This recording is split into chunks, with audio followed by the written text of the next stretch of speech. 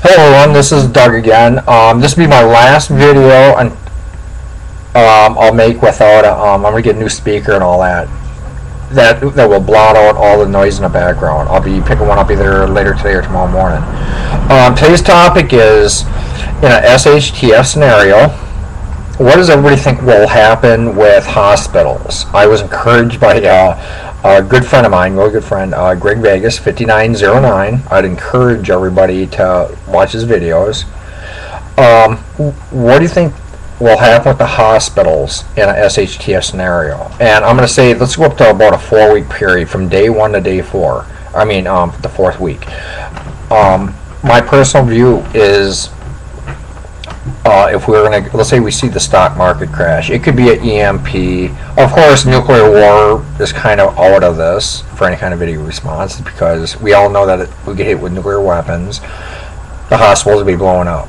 But let's say we go into whether it's an EMP crisis or like a stock market crash or something like that. My first thought is that I think the first day or two things are going to be pretty much normal for them.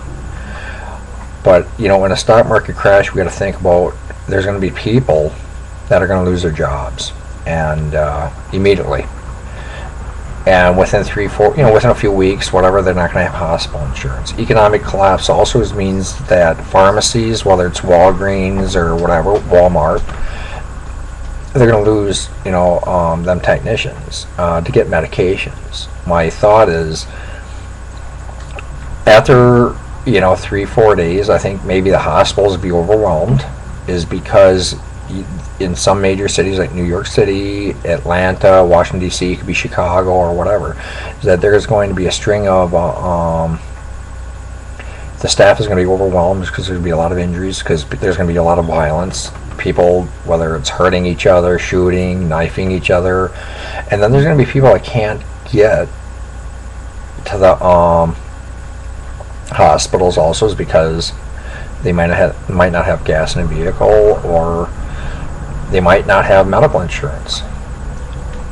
And that is a really big question. What do we think about the hospital staff? How long does anybody think that they can work at a hospital?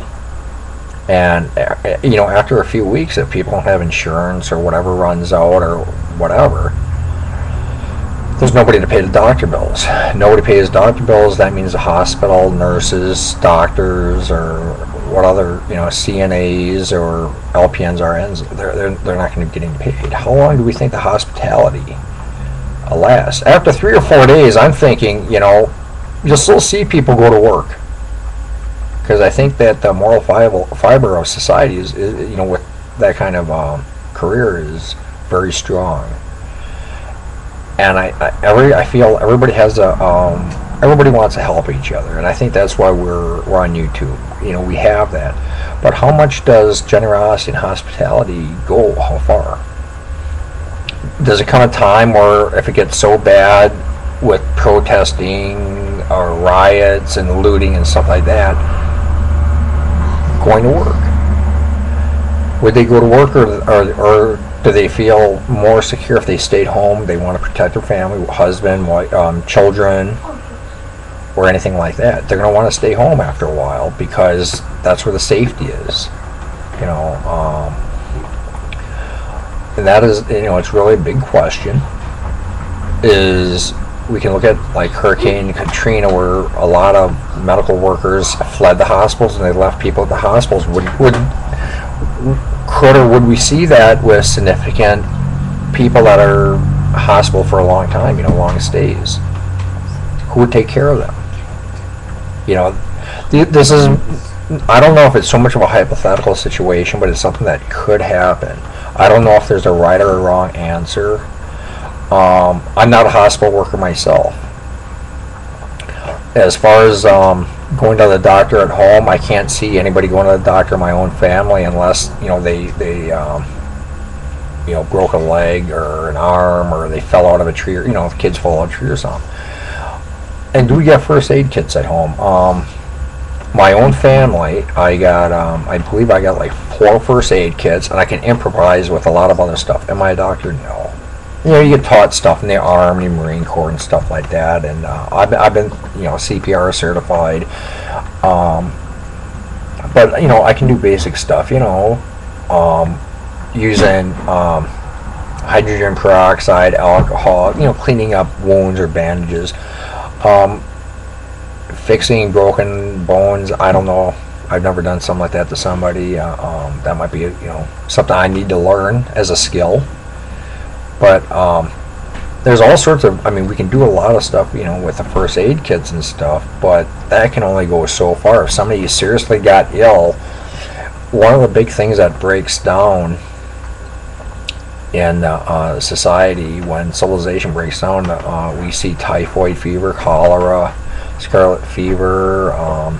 We see outbreaks of infections and diseases and stuff like that, is because people aren't, you know, sanitized. But if we look back at the Black Plague in the 14th century, we've seen a lot of churches giving and helping people. There was a lot of there was a lot of hospitality, generosity. People helped.